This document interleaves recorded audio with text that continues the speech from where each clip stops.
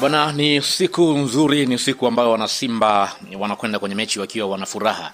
Ni mechi ambayo wanafahamu kabisa kama wanapata alama tatu basi wanazidi kumsogelea mpinzani wao ambaye yupo juu ya msimamo ambaye ni Dar es Salaam Africans, ambapo mpaka sasa hivi ukienda kutizama namna ambavyo Yanga walivyokuwa na alama baada ya kusare hapo jana, basi unaona tu kabisa kwamba wana Simba ni lazima wao wanafurahia na wanahitaji ushindi kweli. Sasa kwa upande wa Mwalimu Steve Barker anaonyesha kabisa kwamba yupo serious zaidi kwenye mechi hii na anahitaji timu iweze kupata matokeo. Sasa kabla hatujaweza kuangazia kikosi, nikukumbushe tu hii hapa ni Swahili Media. Kama bado hujaweza kusubscribe, basi nikuombe subscribe ili tuwe pamoja siku zote. Mimi naitwa Chicharito. Karibu tuweze kuangazia kikosi cha Simba dhidi ya Pamba. Kwa upande wa golini kama kawaida yupo Jibril Kasari.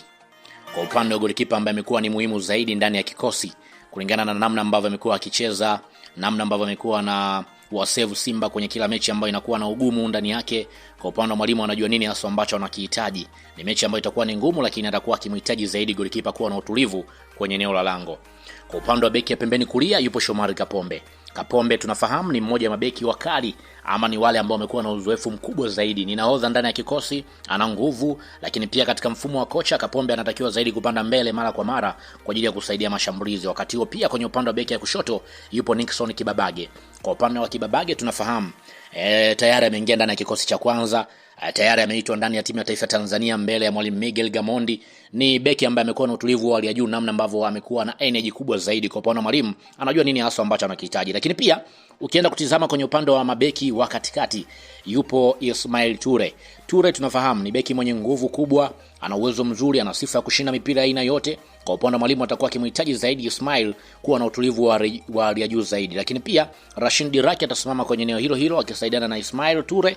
Rashid tunafahamu ni beki mwenye utulivu mkubwa, ana uwezo mzuri wa kusoma mchezo, anaweza kupanga safu vizuri. Katika mfumo huu kwa upande wa Rashid anakuwa kiongozi wa safu ya ulinzi akihakikisha timu inabaki katika mpangilio mzuri. Lakini pia nikienda kutizama kwenye upande wa viungo wakati yupo Yusuf Kagoma. Kwa upande wa Kagoma tunafahamu ni kiungo ambaye anafanya kazi kubwa zaidi ya kulinda safu ya ulinzi, ana uwezo wa kukata mipira wa pinzani. Lakini pia kwa upande wa kocha atakuwa akimtumia kama kiungo wa mwisho zaidi kwa ajili ya kuwalinda mabeki wake.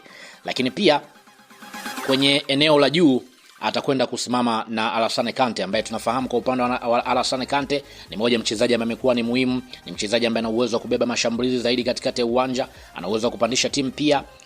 Wakati huo pia kwenye eneo la kiungo cha juu atakwenda kusimama Kratos Chota Chama ambapo tunafahamu kwa upande wa Chama ni mchezaji mwenye ubunifu mkubwa kwenye eneo la safu ya Simba, ana uwezo wa kutengeneza nafasi. Kwenye mfumo tunasema kwamba huyu ndiye kiungo ambaye atakuwa akipanga mashambulizi kwamba Simba iende vipi, yani icheze vipi mbele ya Pamba.